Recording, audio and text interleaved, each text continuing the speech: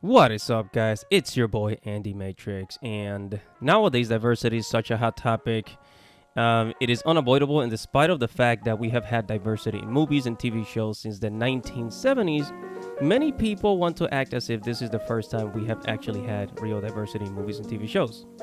Whether if it's Hollywood, the news, social media, there are tons of people saying that there is a lack of female representation, but they fail to point at popular shows like Xena, Buffy the Vampire Slayer, Tomb Raider, Wonder Woman, and so on.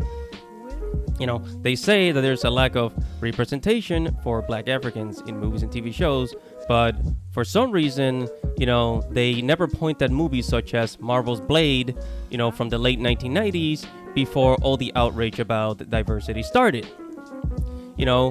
We can also go back to television in the 90s and early 2000s with networks such as Nickelodeon that had all kinds of diverse casting in their shows, as well as Disney with their live action shows.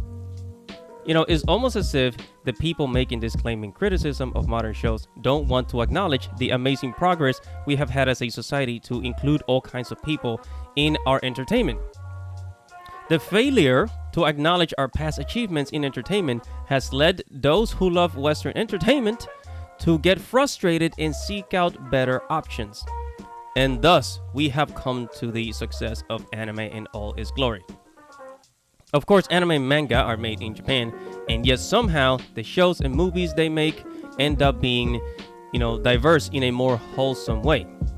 Even with the Japanese lack of knowledge of other countries, they somehow manage to make very appealing, diverse characters of both African descents and Latinos, right?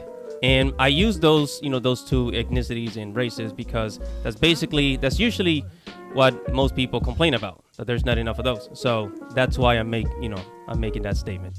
So a good example of a diverse anime is Cowboy Bebop. Despite of its sci-fi setting, they are really good at showing locations in South American countries as well as Latino characters. Take a look at shows like Michiko to Haching. Michiko Melandri is a Brazilian woman with all the strong female tropes. And, you don't hear anyone talk about this in anime now, do you? I wonder why. Then we have One Piece. One Piece has always been very diverse, and despite of it being very diverse, the producers at Netflix for the live action series decided it's not diverse enough, and they have used black actors for white characters such as Nojiko. So yeah, just think about that for a moment. We got people in the Cloud Village in the Naruto world that resemble African Americans, but when you go to SJW infested places like Twitter, no one seems to care or notice the diversity that a Japanese man created. Isn't that right? Anime does much better than Western entertainment when it comes to diversity. At least now it seems that way, since the West has strayed away from storytelling formulas that actually work. Now, let's not forget about the strong female leads. People are always complaining about this one too. Anime does this much better, at least nowadays. While modern Western movies like to portray strong female characters as being really masculine and being able to do anything that a man can do, while ignoring her femininity, almost forgetting that she is a woman, so many anime have been able to show that they can do both. It's a strong woman and also have this sweet feminine energy that warms you up. A good example of this is Sailor Moon in all its glory. Another good example are the females in Naruto. Good God. Despite all the flaws, in the Naruto story, especially in Shippuden, you guys know what I'm talking about. The female characters in the Naruto anime are very well written. Take a look at Tsunade, for example, a badass ninja woman. Still we see how much she cared about Jiraiya, even said she would give herself to him if he survived.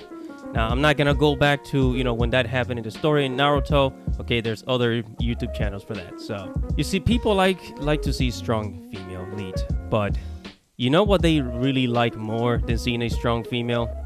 It's those beautiful female characteristics. When she shows her love. When she shows that she cares for others. Being a mother.